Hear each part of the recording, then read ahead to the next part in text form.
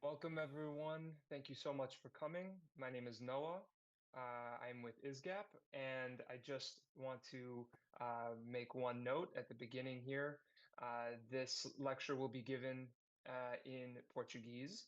We have at the bottom of your screen an option to listen either in Spanish or in English, and I will include these instructions also in the chat. And now I would like to hand things over to Judith. Well, thank you very much. Muchas gracias. I hope you are already those who need English in the English channel y los que necesitan español en el español. Yo ahorita voy a hablar en español, como lo hemos hecho siempre. Ustedes pueden seguir la traducción. Yo les doy la más cordial bienvenida a todos ustedes quienes nos acompañan. Comparto con ustedes porque veo los rostros más fieles en este proceso. I'll interrupt. Are you following in English, Ariela? Hi. I'm trying. I don't. Okay. Probably we should say to the English speaking that at the bottom of your screen, you have a globe that represents the world. And over there, you have three different options in Spanish, in English, in Portuguese. Bienvenidos todos. Yo los saludo, les digo que esta es una nueva sesión de una serie que ha estado realmente muy interesante. Es la segunda o tercera serie históricamente en ISGAP. Y bueno, quisiera decirles que muchos de ustedes nos acompañan hoy, otros están acostumbrados a grabar el programa y oírlo luego. Quiero ante todo presentar brevemente a dos colegas, una de las cuales nos acompaña, que es Katia Lerner, y la otra, Mónica Green, que hoy no puede estar porque está atendiendo simultáneamente una presentación de un examen. Bueno, comienzo por la ausente. Mónica Green es conocida por muchos de nosotros. Ella es profesora de la Universidad Federal de Río de Janeiro. Ella está en Historia Contemporánea en el Instituto de Historia, pero también coordina el núcleo interdisciplinario de estudios judaicos en la Universidad Federal de Río de Janeiro. Ella es autora de múltiples libros, artículos, en algunos hemos convergido. Creo que sus grandes líneas son raza, etnicidad y diversidad, y las ha abordado de un modo muy interesante con un pensamiento analítico y crítico en Brasil. También, obviamente, prejuicio y antisemitismo. Mónica colaborará cuando nosotros nos aboquemos a la publicación de esta serie. Presento a Katia Lerner, que es su cercana colaboradora. Ella tiene una licenciatura y una maestría, la primera en sociología, la segunda en comunicación por la Universidad Federal de Río de Janeiro, la primera por la Católica de Río de Janeiro, y un doctorado en sociología y antropología mixto por la Universidad de California en Los Ángeles. Ella es responsable de la coordinación del proyecto de los sobrevivientes del Holocausto, del Shoah Visual History, y ha representado a la fundación en Río, ¿correcto? Es autora, entre otras publicaciones, del libro sobre memorias, correcto, de las colecciones y narrativas del Holocausto. Y es investigadora de la Fundación Osvaldo Cruz, donde trabaja en el programa de posgrado. Pues tenemos hoy aquí una representante, Katia, en nombre de dos colegas que han hecho sólida investigación conjunta, les doy la más cordial bienvenida. No veo rostros, pero veo algunos nombres y la verdad es que me da gusto que estén hoy acompañándonos. Dicho esto, Katia, you are more than welcome. You should now start. That's your platform, your privilege.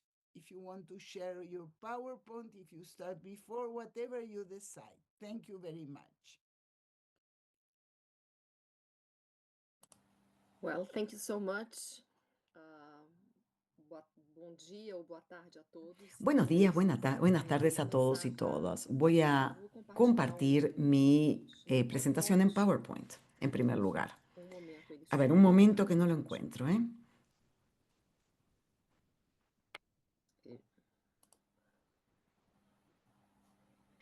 Aquí lo tenía, pero no sé qué ocurrió. Se me fue.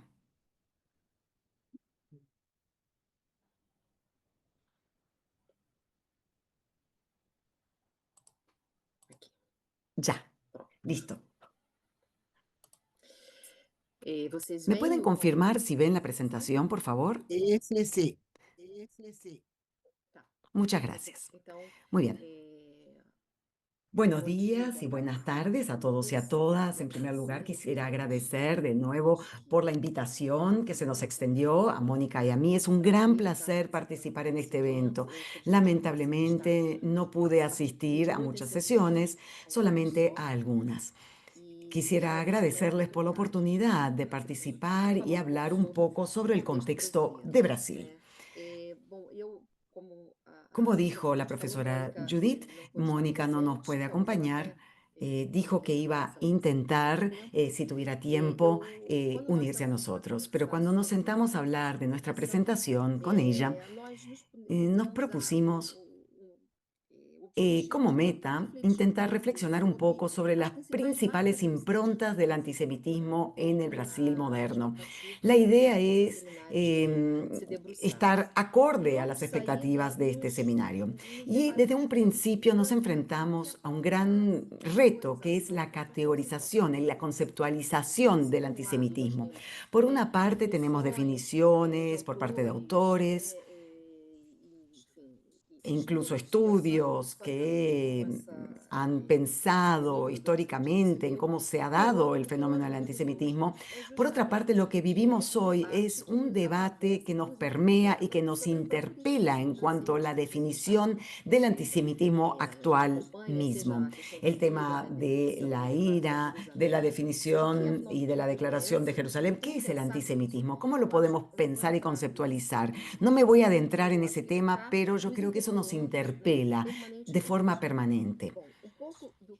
Bueno, lo que se nos ocurrió fue tratar de entender algunos de los cambios, de las transformaciones en la experiencia del antisemitismo en Brasil, utilizando como marco este contexto más contemporáneo del siglo XXI, que conlleva pensar en los cambios en la forma de presencia de los judíos en la sociedad en términos amplios. O sea, pensando en la sociedad, en la forma en que se ve a los judíos y que se dan a ver los judíos, que se hacen ver los judíos. Al hacer esta aproximación, es fundamental retroceder un poco para pensar en lo contemporáneo a partir de la comprensión de cómo se dio ese proceso, por lo cual es inevitable pensar en una configuración determinada de la comunidad judía, o sea, ese grupo, los judíos en Brasil, que tienen su historia, claro está, a pesar de que hubo migraciones a Brasil del norte de África en el siglo XIX. Bueno, tenemos un gran flujo migratorio hacia Brasil en las décadas de 1920 y 30, que es cuando adquiere más visibilidad la presencia judía en suelo brasileño. Debemos decir que Brasil se veía marcado por una relativa presencia del pensamiento y sentimiento y acciones antisemitas en ese momento. ¿A qué me refiero? Podríamos tomar algunos hitos. Bueno, la política migratoria del llamado Estado Nuevo, que fue una época de autoritarismo en Brasil bajo el presidente Getúlio Vargas, En ese momento, a partir de 1937, se restringió el ingreso de los judíos al país. Existe un debate en la historiografía, que en este momento no viene al caso, en cuanto a si era de hecho antisemitismo, si era una política de Eugenia, pero lo cierto es que en la política del Estado Nuevo vemos un hito en cuanto a determinadas prácticas, independientemente de su configuración precisa. Sin embargo, sí hay elementos antisemitas que son parte de ese momento histórico en el que a los judíos se les impidió por ley ingresar al país. En realidad había una legislación restrictiva, pero de igual manera muchos lograron ingresar. Otro hito para pensar el debate del antisemitismo en Brasil tiene que ver con los movimientos políticos, en especial el movimiento integralista, que era fascista, en realidad con gran influencia del fascismo. En ese momento, estamos hablando de los años 30, y vamos a ver la creación de un ambiente antisemita en Brasil. Y no me refiero solamente al integralismo, sino a algunos pensadores del pensamiento social brasileño que tenían una producción intelectual que incluye muchos prejuicios antijudíos. Hay un libro de Gustavo Barroso, ahí está la foto, que era un pensador y un político brasileño que escribió este libro, Judaísmo, Masonería y Comunismo. Entonces el imaginario es un imaginario de conspiración marcado por la idea del comunismo. Entonces hay algunos elementos característicos de estos hitos antisemitas en Brasil. A pesar de eso, ese escenario no impidió la formación de una vida comunitaria muy dinámica y pluralista. Ahí puse los logos de las instituciones judías, clubes y otras instituciones que se fundan en los años 20 y 30 y que luego florecen en colegios, periódicos, instituciones recreativas, religiosas, culturales, políticas. En Brasil, entonces, vemos una gran diversidad, no solamente a nivel regional. Si bien es cierto que estaban concentrados en las grandes urbes, tiene que ver con el origen de los judíos, askenazitas, sefarditas y de distintas corrientes ideológicas también. Y no me refiero solamente a la literatura. Por mi investigación, en mi maestría y otras investigaciones que digo, puedo decir que en general los inmigrantes judíos se refieren al Brasil como una tierra de acogida. Si vemos la trayectoria de los judíos en Brasil, vemos que está marcada por movilidad social de la generación de los inmigrantes hacia otras generaciones. Se ve gran movilidad y en los años 2000 se ven altos índices de desarrollo humano, incluso comparables a los países del norte de Europa. ¿Cómo se visibilizaba este grupo? A través del principio de la poca visibilidad pública. ¿Qué significa? Se hacían ver poco en la sociedad en términos más amplios. Era una estrategia de la comunidad como política comunitaria y también tenía que ver con las políticas de identidad a nivel nacional marcadas por una ideología asimilacionista. La idea en un principio era que Brasil estaría marcado por el mito de las tres razas, blancos, negros e indígenas, y entonces que convivirían de forma pacífica, sin conflicto, y poco tiempo después eso se transformó en una perspectiva más pluralista, pero ese pluralismo racial y de grupos incluso se veía a través de la idea de diversidad que se valoraba como positiva. Mónica incluso escribió algo en donde ella dice que desde el punto de vista simbólico, el mito de la democracia racial, que es una categoría que se utiliza mucho en Brasil para explicar ese momento, o sea que había una democracia entre las razas, facilitaría la integración de los judíos a la sociedad brasileña, ya que la raza o la etnia no se imponía como una categoría simbólicamente pertinente para la definición de la identidad nacional. Es muy importante, la categoría de raza en Brasil durante mucho tiempo no fue una categoría importante para que se autopensaran los grupos, ellos mismos o unos a los otros. Ese contexto cambió un poco hacia finales del siglo XX. Se generan tensiones en los años 90, empezamos a ver algo que era inaudito en la experiencia judía en Brasil, que era olas de antisemitismo y racismo contra los judíos, los negros, los homosexuales y la gente del noreste de Brasil, o sea, gente del noreste de Brasil. Y eso surgía de grupos llamados neonazis o skinheads que profanaban cementerios judíos, hacían grafitis en sinagogas, en escuelas, también hicieron muchas declaraciones sobre el revisionismo del Holocausto y también la violencia física. Hacia finales de los años 90 del siglo XX vamos a ver una aproximación hacia un diálogo interreligioso entre judíos y cristianos, cuyo lema era la lucha contra la discriminación y la intolerancia religiosa. También en ese momento vemos otro movimiento que era inaudito, una movilización intensa contra el racismo en la sociedad civil y una alianza entre negros y judíos. Hay varias instituciones que se crearon, como el Movimiento Democrático contra el Resurgimiento del Nazismo, así como la Comisaría Especializada en Delitos Raciales. O sea, hubo varias iniciativas que buscaban hacer contrapeso al racismo que se manifestaba en la sociedad brasileña.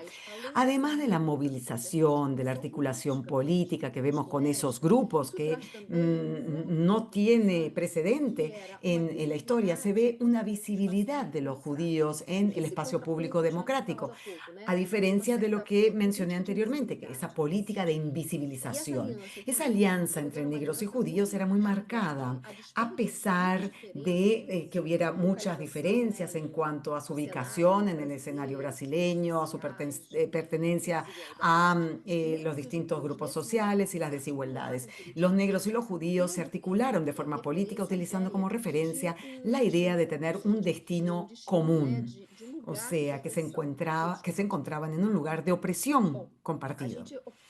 Vemos un cambio al pasar del siglo XX al XXI y vemos un elemento sumamente importante en la política de identidad brasileña, que tiene que ver con este cambio de una perspectiva de antirracismo a una de racialización, principalmente en el contexto post-abolicionista, o sea, después de la abolición de la esclavitud de Brasil. La lucha contra el racismo existía en el caso de los negros a través de la búsqueda de la integración del negro en la sociedad brasileña, que era una sociedad que se veía como una nación mestiza, sin grandes conflictos raciales. Esa es la idea de la democracia racial.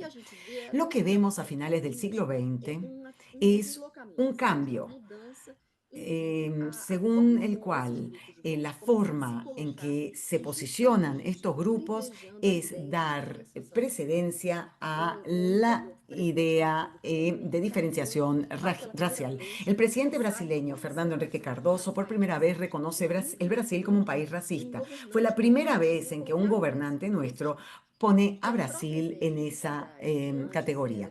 Y lo que antes se valoraba muchísimo, ahora se critica y se ve la diversidad como una categoría despolitizada. Decían que eso impediría la conciencia de la gente sobre las particularidades y el entendimiento de qué tiene de especial y de particular cada grupo.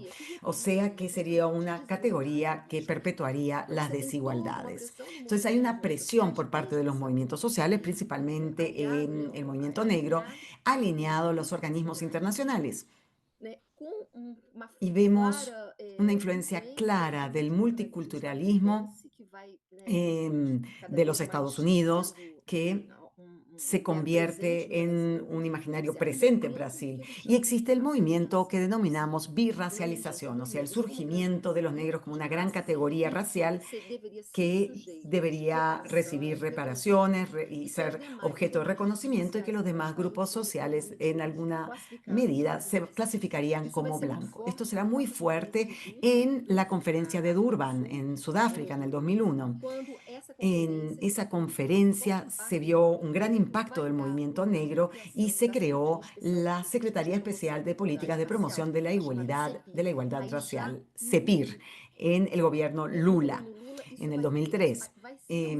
fue un punto de inflexión en realidad, de novo, donde una vez más, así como Fernando Henrique o Cardoso governo lo Lula hizo, assume el o gobierno Brasil é Lula racista, mas reconoce ele que vai Brasil além. es un Ele diz que a gobierno sociedade racista, pero va brasileira más allá. deveria Dice que racialmente. la sociedad brasileña es o E aí a gente debería vê o ser momento em que o diseñada poder estatal se racialmente. En este coloca momento el poder estatal se pone como raça, públicamente de uma al racial servicio de un específica. grupo racial Bom, específico. a chegada Bueno, cuando do llega Lula Lula al poder en el 2003, para além dessa lo que vemos es, perspectiva además de de esa ser perspectiva distinto sobre a diferente en vivência cuanto al de movimiento de racialização racialización de la sociedad brasileña e em alguma medida vai estar que expressando, ele expresa, não no inaugurou isso, es mas ele el que está lo expressando crea, no pero no sí movimento lo hace das redes patente sociais, y habla de mas esto ele ante vai los trazer movimientos consigo não apenas uma sociales. questão racial, Pero además de mas la um outro contexto dimensión multipartidário, racial, habla de un que contexto vai estar trazendo multipartidario, forma donde de, se de ve una política forma de externa política que exterior promove uma incluso, aproximação do governo Lula donde aos se países promueve árabes. una De novo, aproximación del Lula vai gobierno fortalecer muito Lula a los países árabes con isso vai ter una toda uma postura repercussão nas abiertamente lideranças judaicas que vão pro-palestina.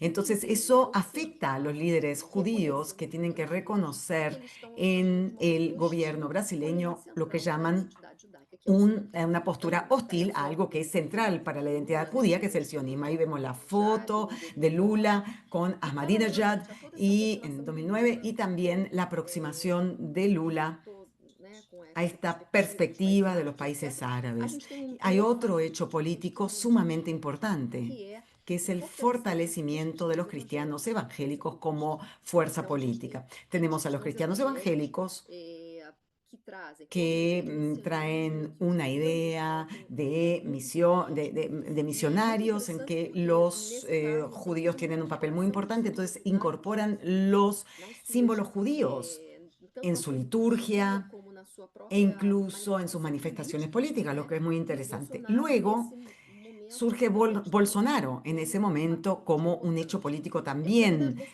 muy importante. En ese momento él era, bueno, él había sido diputado en el Congreso brasileño durante 20 o 30 años, pero se convierte en un protagonista y entonces promueve esta postura ultraconservadora, Bolsonaro, ¿no?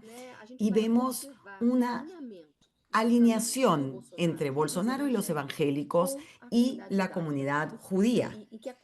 Y la comunidad judía se acerca cada vez más al campo político de la derecha. No sé si saben cuál fue el caso de Hebraica, que fue es un club judío que invitó a Bolsonaro a hacer una ponencia. Fue un caso muy sonado en Brasil. Primero fue en Hebraica de Sao Paulo y la comunidad judía no quiso, le impidió ir, y luego los dirigentes del club Hebraica de Río de Janeiro también lo invitaron y él fue, y fue un momento en que hubo una ruptura importante entre los sectores judíos, porque por una parte Bolsonaro fue como ponente a la Hebraica y dijo cosas totalmente racistas, hizo declaraciones muy complejas y lo aplaudieron, lo recibieron con risas y bromas. Y por otra parte, fuera de ese club Hebraica había un conjunto de grupos liderados por los movimientos sionistas, socialistas, las Tnuot, y muchos otros judíos y no judíos que se encontraban del lado de afuera protestando. Fue un hito, porque fue un hito de una ruptura interna dentro de la comunidad judía y se hizo explícito en el espacio público que había diferencias entre los judíos. Ese momento tan tormentoso a nivel nacional e internacional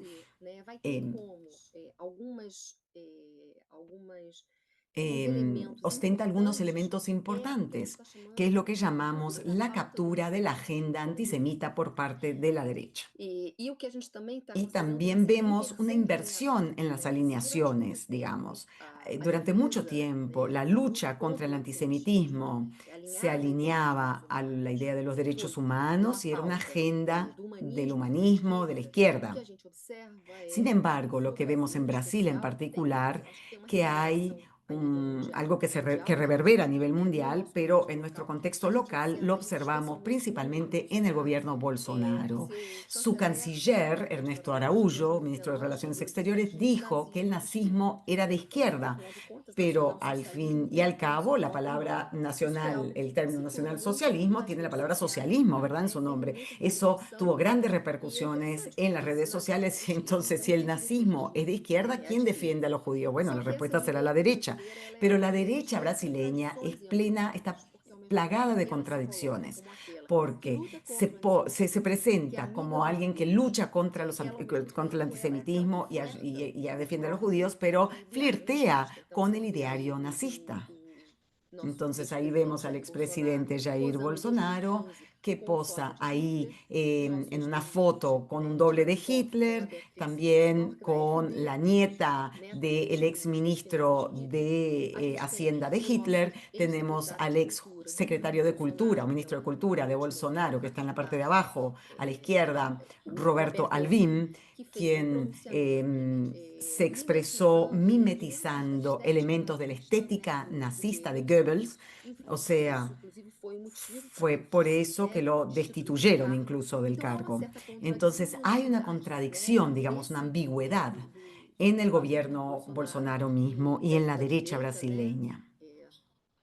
Por otra parte, ¿qué vemos?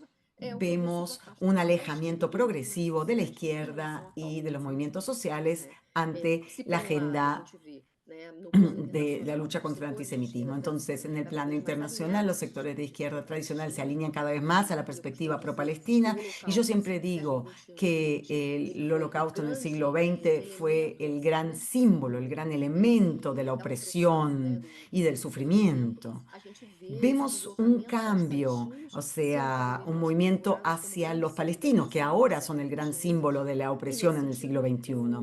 Así, la alianza a nivel nacional con los movimientos sociales se ve ahí, en la aproximación de la CONIB al movimiento negro, tiene sus límites también. Y tenemos el ejemplo aquí de Abdías Nascimento, un gran líder del movimiento negro. Cuando cita el genocidio negro, utiliza la palabra y categoría genocidio, que originalmente surge del tema de la Segunda Guerra Mundial, pero cuando habla del genocidio negro no dice nada que tenga que ver con la experiencia judía. La alianza de CONIB con el movimiento negro se vio afectada principalmente por la conferencia de Durban del 2001 y por todo el tema del conflicto con los palestinos, que también mencionaban. O sea, cómo luchar contra la intolerancia y al mismo tiempo apoyar la política israelí. En Brasil, entonces, lo que vemos es una profundización de la perspectiva multiculturalista. O sea, el multiculturalismo soft anterior, que reconocía las diferencias y la idea de que los judíos podría ser uno de varios grupos, y se postularía entonces la perspectiva de una determinada diferencia que es congruente con los demás grupos que son víctimas de prejuicio, injusticia, antisemitismo, fascismo, etc. Y ahora el cambio es uno de multiculturalismo hard, donde la idea de raza adquiere más fuerza. Y entonces vemos ese movimiento de birracialización al cual me referí, donde hay una preponderancia de la agenda del movimiento negro y una visión de los afrodescendientes, y por otra parte tenemos el birracialismo. Y en ese sentido, los judíos tienen una lectura social cada vez mayor de ser personas blancas de la élite, o sea, lo que llamamos del pacto de lo blanco. Tenemos ahora, con el advenimiento del 7 de octubre, una explosión del antisemitismo a nivel mundial. Además de que hay acciones antisemitas mucho más contundentes, el tema del antisionismo también surge de forma importante. Y es y se encuentra en el centro del debate. Entonces hay una tensión en cuanto a si el sionismo, cuál es el tema del sionismo, del antisemitismo y demás. Ser antisionista es antisemita. Esto nos lleva a el tema de la creación de la Alianza Internacional para Recordar el Holocausto 2016 y la Declaración de Jerusalén sobre Antisemitismo del 2020. Entonces, a partir del 7 de octubre, ahí vemos esa imagen que se hizo circular en redes sociales, que los judíos son los nuevos nazis, y hay una mezcla allí entre los judíos. Hay una estrella de David, no vemos bien, ahí está la bandera de Israel y el tema de que se reactivaron elementos pasados de un imaginario antisemita, donde los judíos matan a los niños, ahora los judíos matan a los palestinos. En Brasil se adopta la IHRA, la definición, perdón, de la IHRA en varios estados, Goiânia, Río de Janeiro, Rondônia, Roraima, São Paulo y algunas ciudades capital, principalmente Río y São Paulo. Y ahora en la Cámara de los Diputados del Congreso hay un proyecto de ley para que se adopte esa definición en todo el territorio nacional. Y eso llevó a gran polémica, se juntaron firmas y demás. Hay una pregunta que surge. Y del punto de vista de los judíos, ¿qué opinan ellos? ¿Hay antisemitismo?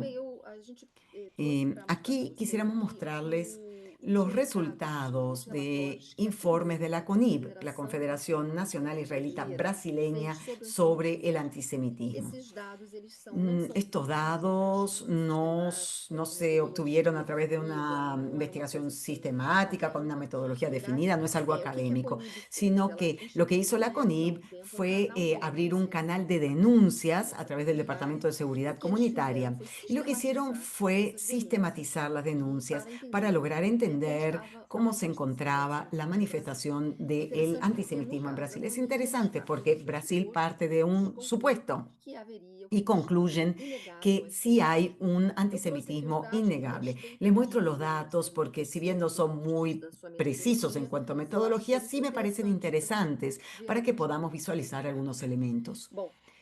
En este informe sobre el antisemitismo del 2022, o sea, anterior al 7 de octubre, vamos a ver esto primero y después hay uno posterior. Recibieron 496 denuncias en ese informe del 2022, pero desecharon 111 porque eran repetitivas o les parecieron no pertinentes y terminaron con 385 denuncias pertinentes, como les dicen ellos.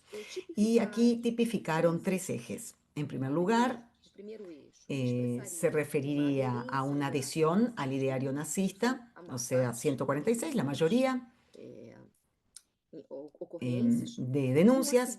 En segundo lugar, tenemos el eje del antisemitismo y racismo, o sea, publicaciones en línea o situaciones presenciales, digamos, no en línea, que serían manifestaciones de antisemitismo o racismo, 107 en segundo lugar. Y por último, tenemos lo que denominan negación o banalización del Holocausto. Hacen una diferencia entre manifestaciones online y también de forma presencial. Hay una preponderancia de lo que ocurre de forma virtual en cuanto a racismo y banalización, pero no en las manifestaciones del nazismo. Y ahora les voy a mostrar un poco algunos elementos que ellos mismos evidencian.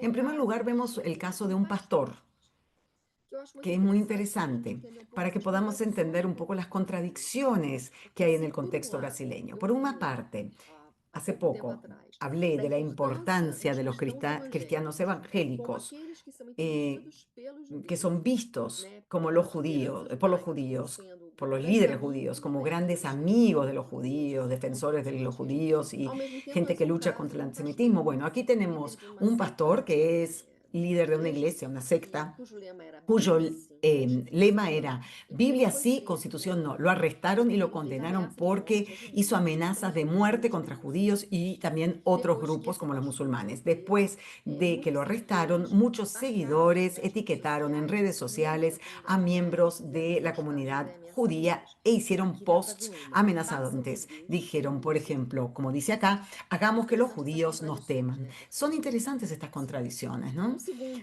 Después tenemos como segundo elemento que mapeó la CONIB fue utilizar, ver el eje antisemitismo como racismo. Vemos los estereotipos, la imagen del judío narigón, con una cara maquiavélica, con esa expresión, las manos como si estuviera conspirando, y la expresión de los textos que vemos se refieren explícitamente a eso. O sea, la conspiración de hoy es tan solo el plan de ayer.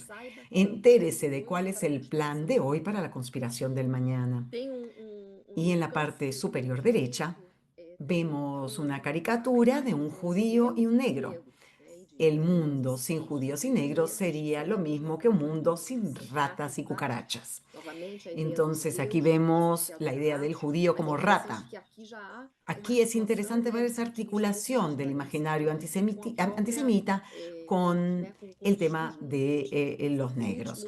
Y en tercer lugar, vemos una foto de Boris Johnson, si no me equivoco, que se refiere al poder de los judíos en Inglaterra, de nuevo, del tema de la conspiración judía. Después tenemos el eje del nazismo. Y hay varios relatos, no tanto de publicaciones, sino de eventos como grafitis de una suástica en el Museo Judío en São Paulo, un muchacho que vemos en el medio que hace el saludo nazi, y tiene una camiseta con una figura también que hace alusión al nazismo, y en ambos casos hacen el saludo de Heil Hitler, el saludo nazi, y también tenemos esta foto a la derecha de literatura nazi que se vende en línea.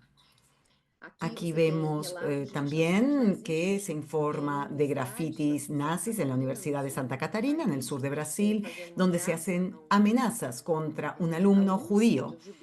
Muerte al judío inmundo de enfermería. Y en el centro la bandera de Brasil, al lado de la bandera nazi, y a la derecha vemos la suástica en el centro de la bandera de Brasil y la imagen estereotípica del judío.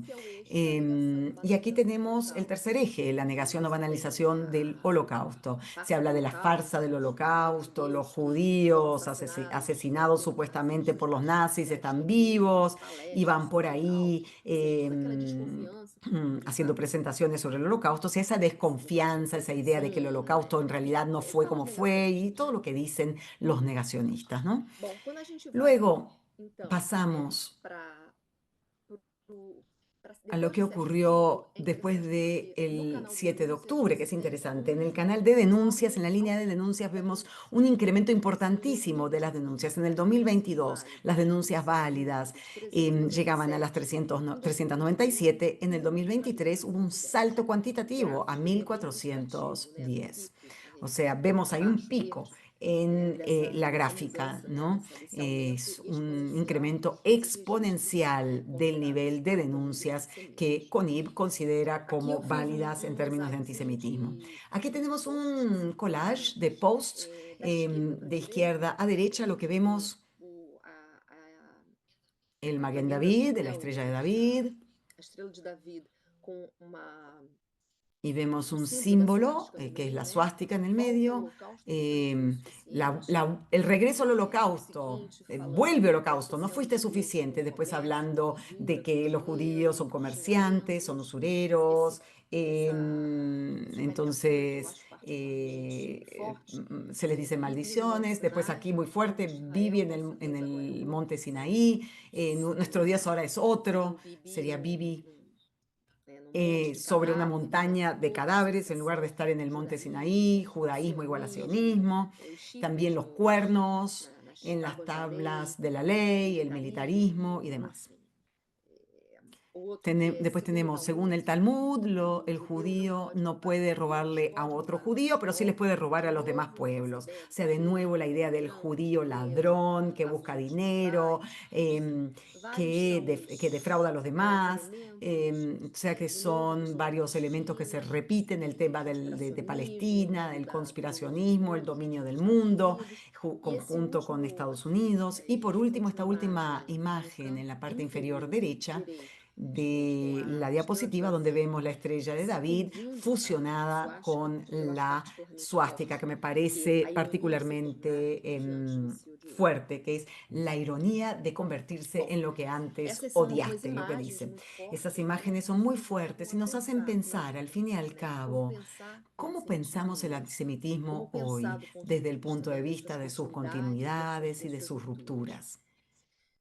Sin duda, el conflicto en Gaza sí marca determinados cambios en términos cuantitativos y de escala que hemos presenciado. Pero algo que tal vez se nos ocurre en el contexto de Brasil es que no se trata exactamente de un punto de inflexión en cuanto a lo cualitativo, sino que agudiza tensiones que ya existían de forma creciente dentro de la comunidad judía, en su polarización y en su relación con la sociedad como un todo. Entonces nos preguntamos, ¿se puede hablar de antisemitismo en Brasil?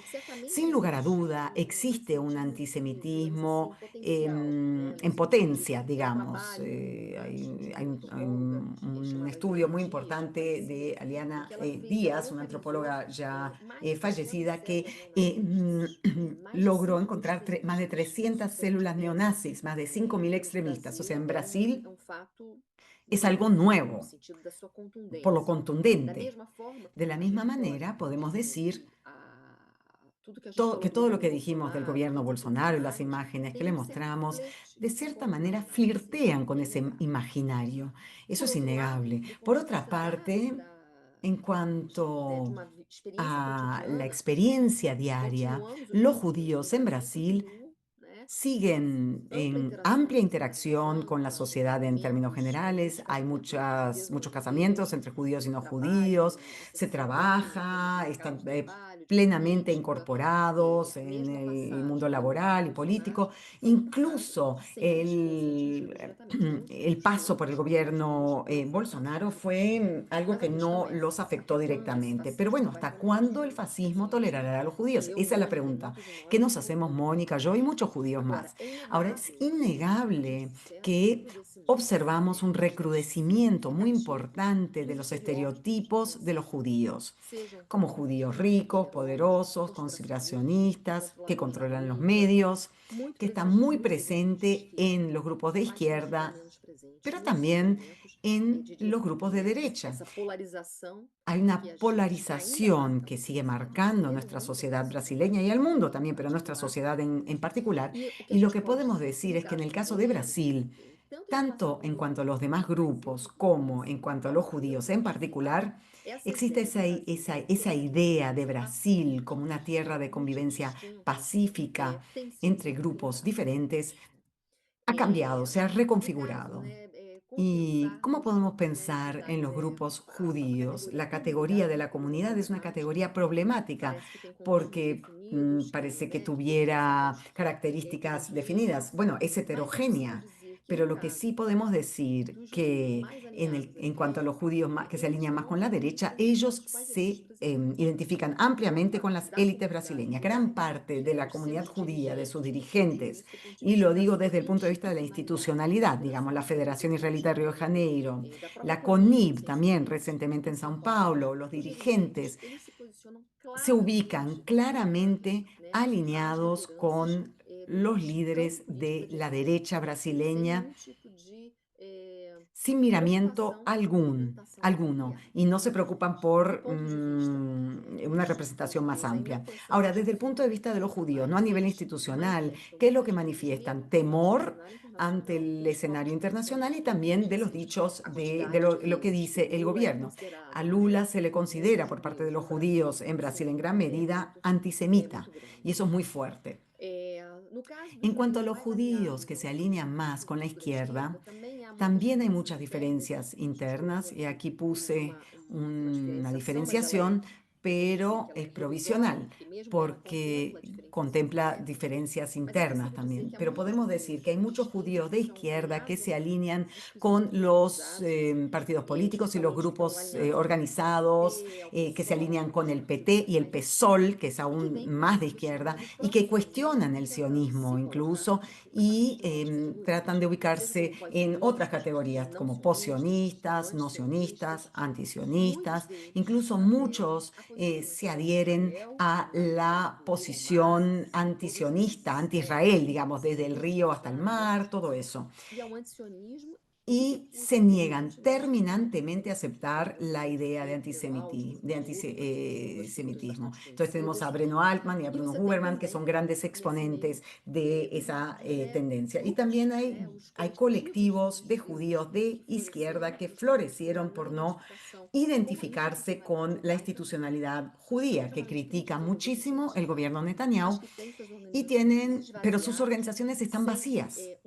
No sienten ninguna pertenencia a los grupos de izquierda tampoco. Incluso hay judíos y no judíos de esta izquierda que dicen que no existen judíos sionistas de izquierda y a la vez estos grupos de judíos progresistas no se identifican con la institucionalidad judía tampoco. Entonces, esa ruptura que mencioné en el caso hebraica generó un cisma en donde los grupos de derecha se sienten más cercanos a los no judíos de derecha que a los judíos de izquierda.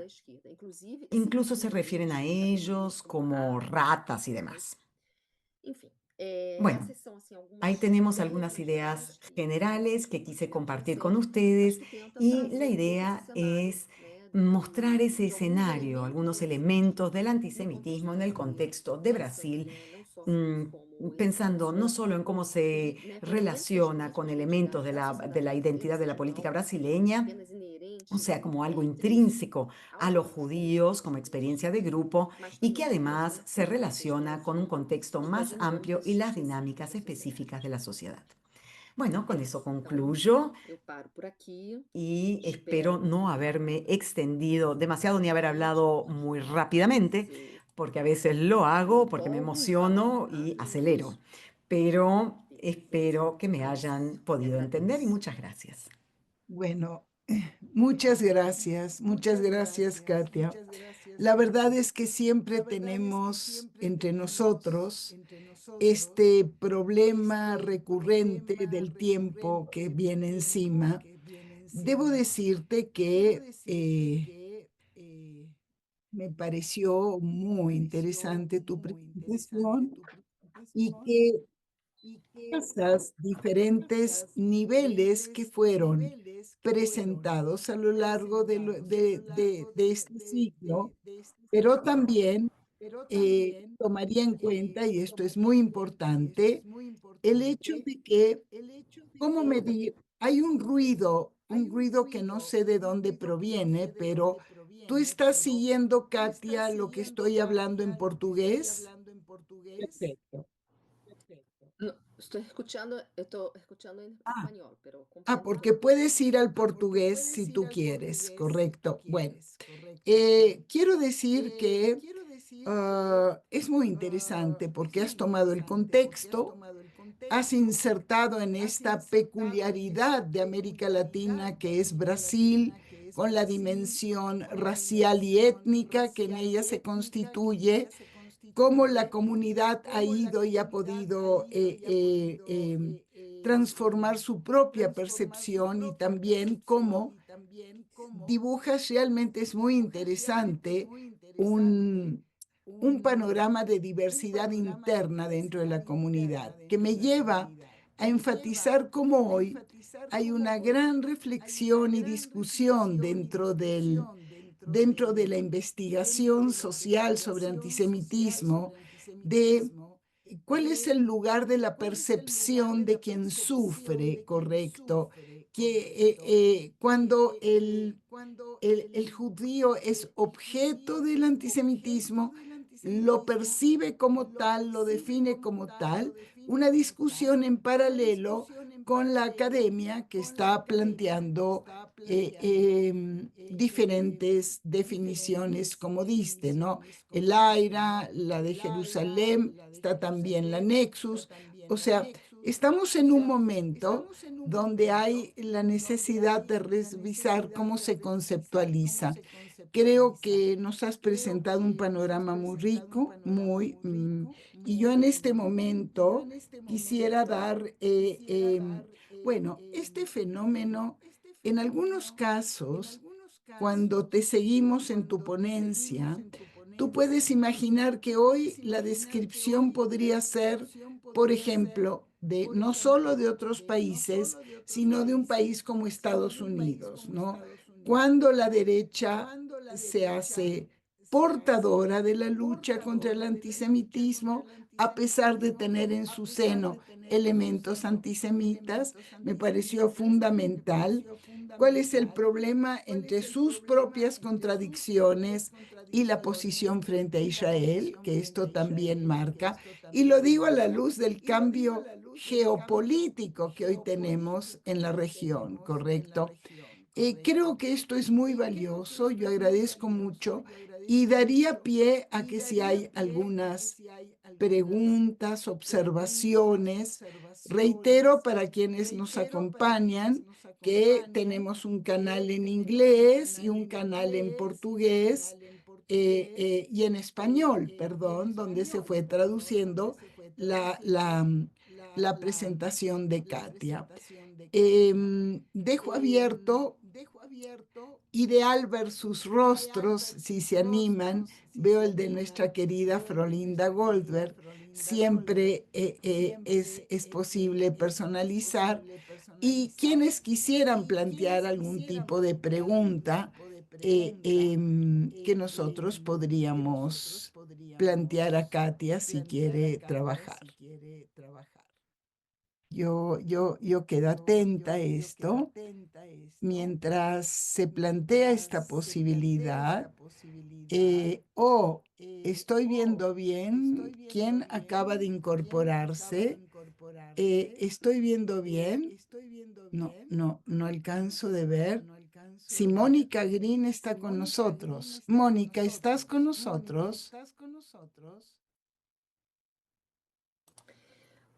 Judith, eu acho que Mônica Creo que fazia Mónica um estuvo en algunos momentos, brevemente, pero creo que en este momento no nos acompaña. Estuvo en algunos momentos. Ok, perfecto. Gracias que me lo aclaras.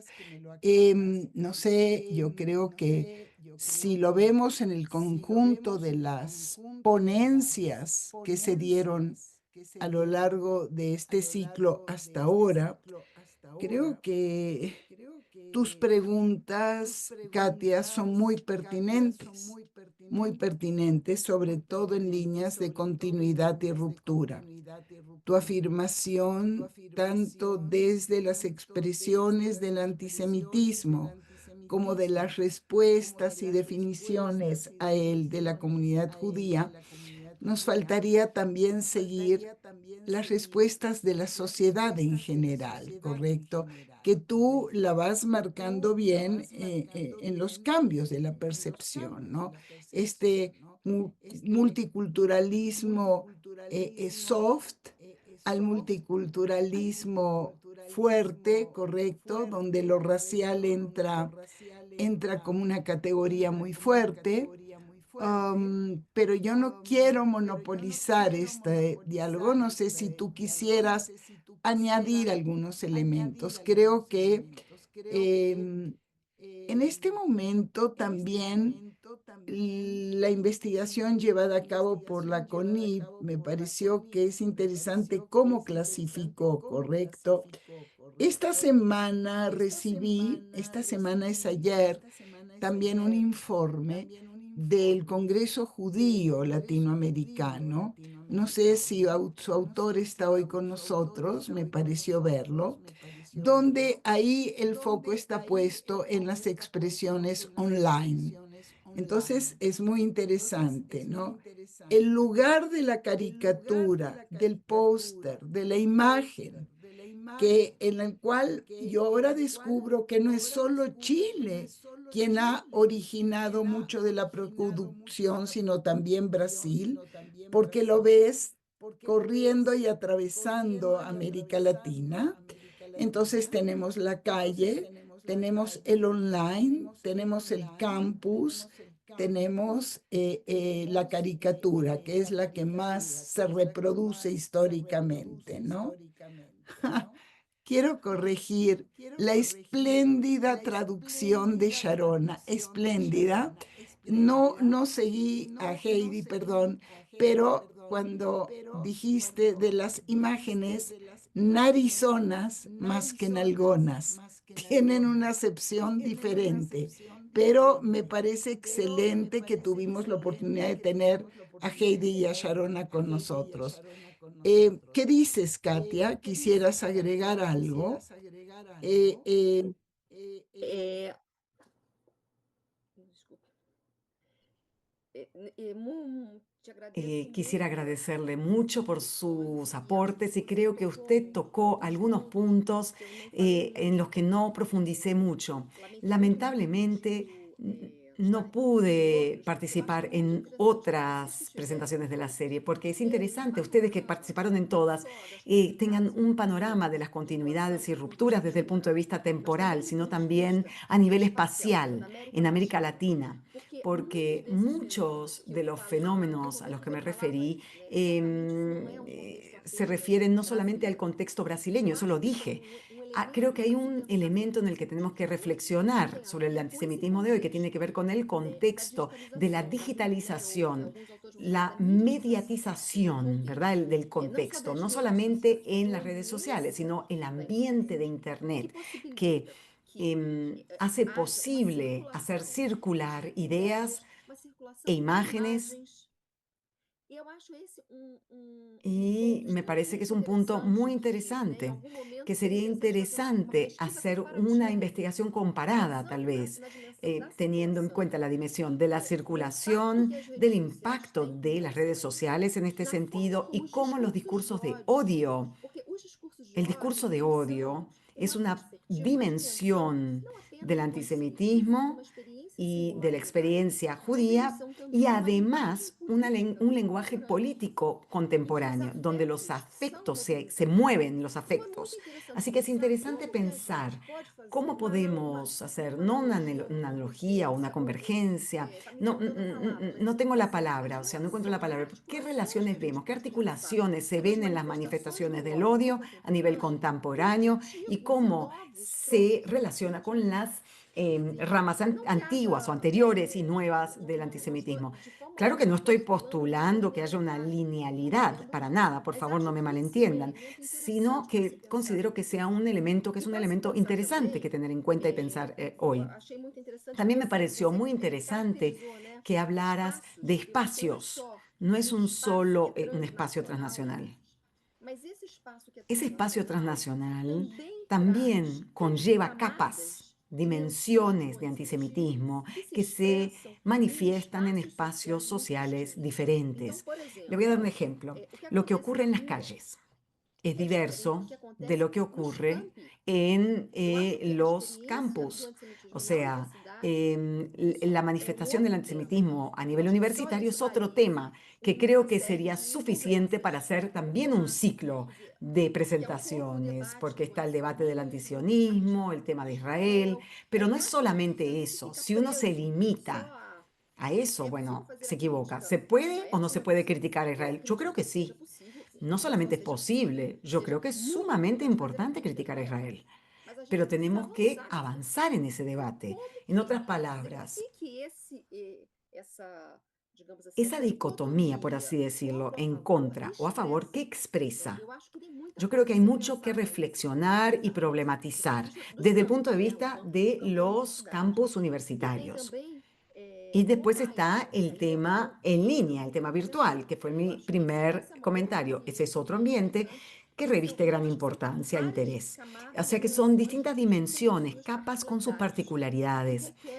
Bueno, yo les di una visión muy amplia, pero yo creo que cada capa sí amerita tener sus discusiones específicas. Mira, agradezco mucho también haberte pedido que tomes la palabra nuevamente, porque en efecto, de un modo operativo, pragmático, diré que esta sería una aspiración. En este ciclo hemos tenido la, vamos a decir, diferenciación geográfica, geosocial, etcétera, pero también a lo largo del ciclo hemos visto estas diferentes espacialidades y estas diferentes dimensiones, lo cual nos lleva a una reflexión sobre cómo se articula lo local con lo nacional, con lo regional, con lo global, que es un tema que nos ha atraído mucho. Lejos de linealidad, tú tienes toda la razón.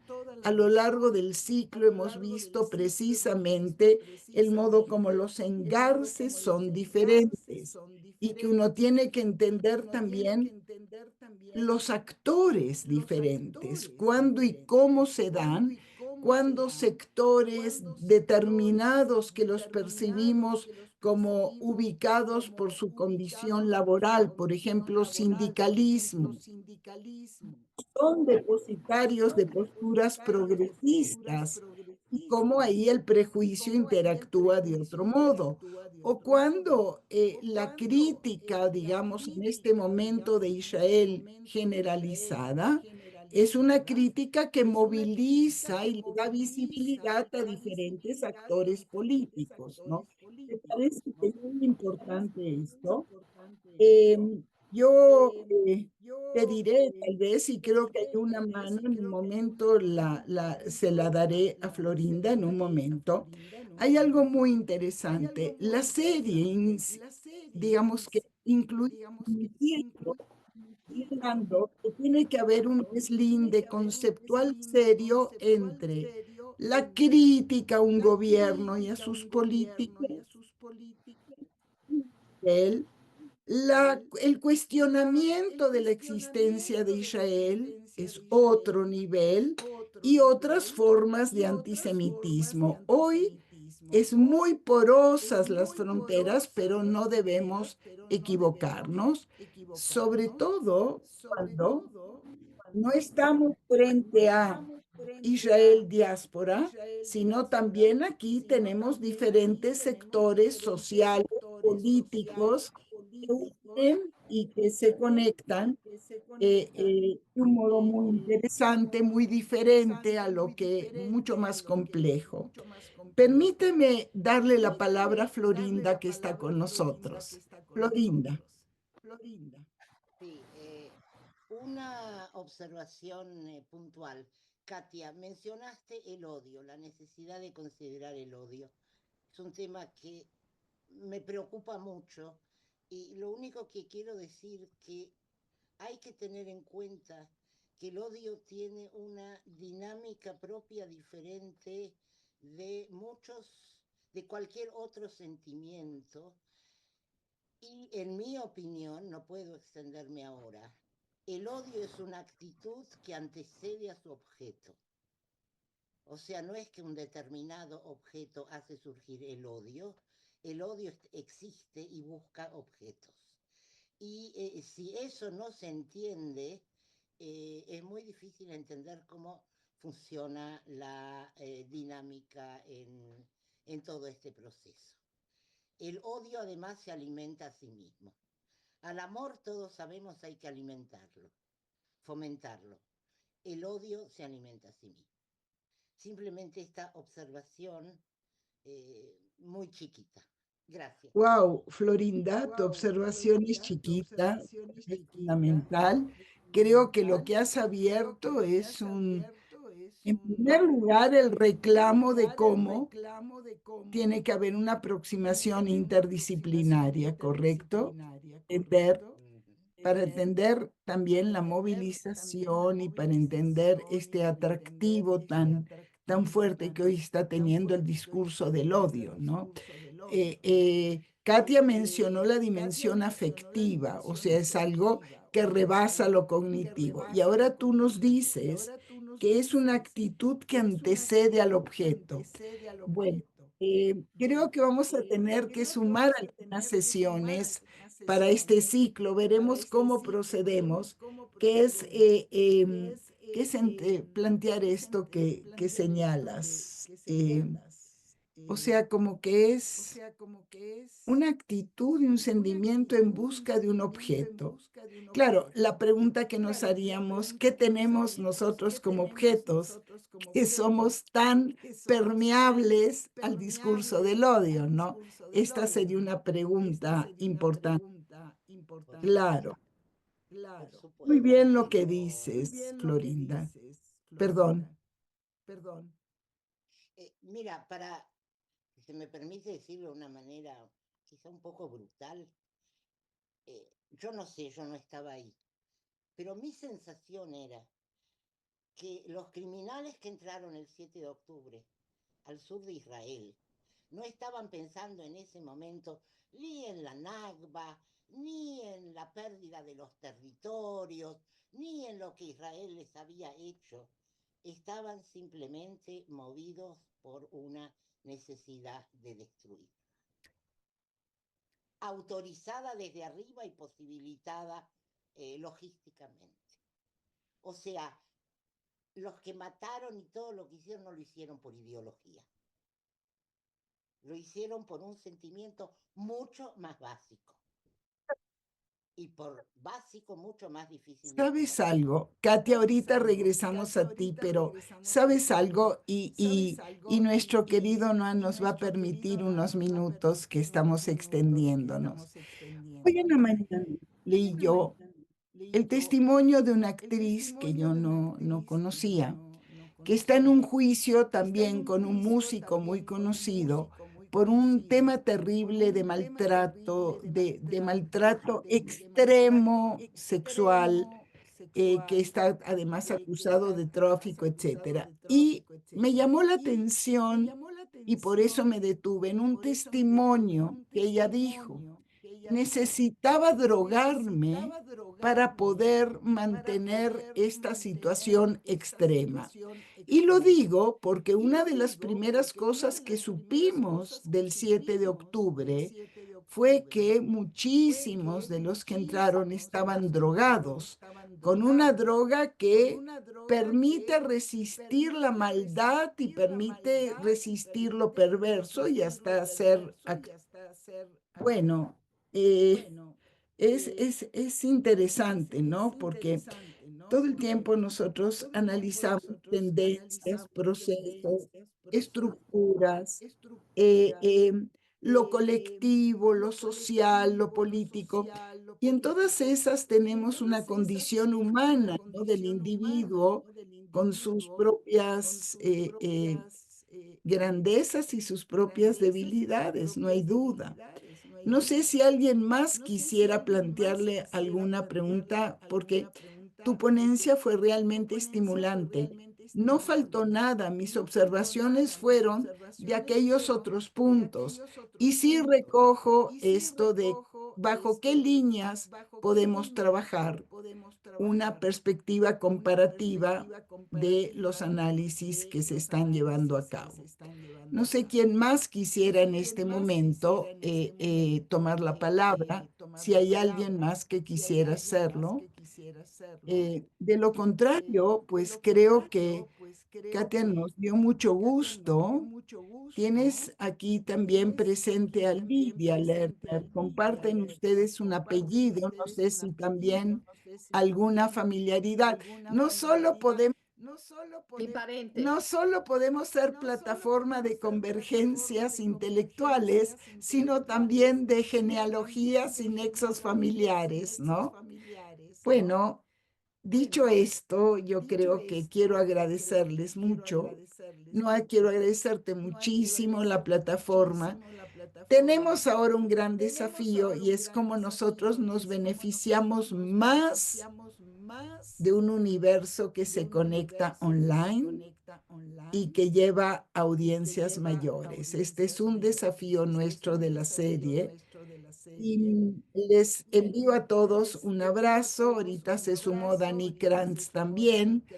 Todos creo que se conocen. Está Ariela Keizar desde Estados Unidos.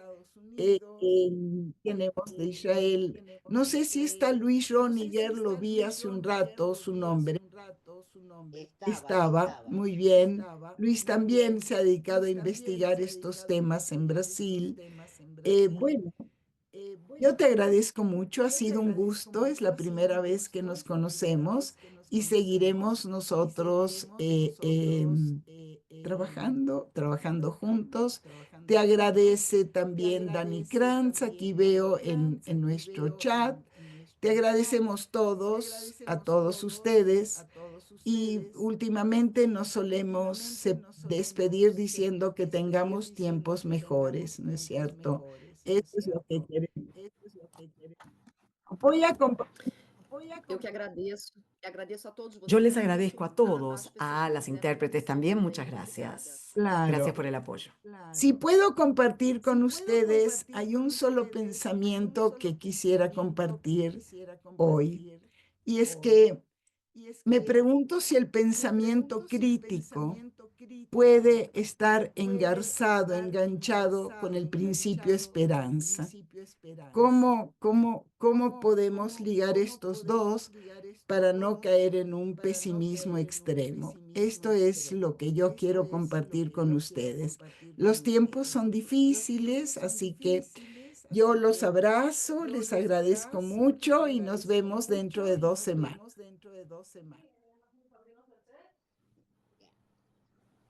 Sí,